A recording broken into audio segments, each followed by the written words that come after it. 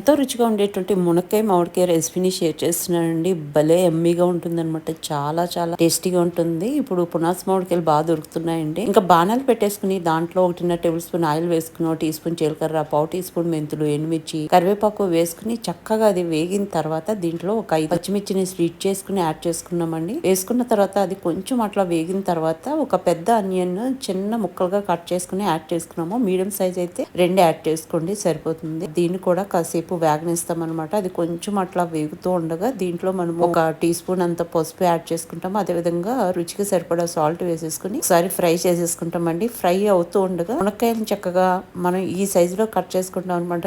నేను ఇక్కడ 4 మునక్కాయలు వాడుతున్నానండి. చాలా బాగున్నాయి అనమాట లేతగా. వాటిని యాడ్ చేసేసుకున్నాను. యాడ్ చేసుకున్న తర్వాత ఒకసారి మొత్తం అంతా మిక్స్ చేసుకుంటాం. ఆ పోపు, ఆనియన్స్, పచ్చిమిర్చితో పాటు ఇప్పుడు 1.5 టేబుల్ స్పూన్ కారం యాడ్ చేసుకుంటామండి. మామిడికాయ పులుపు కదా, పులుపుకి కొంచెం కారం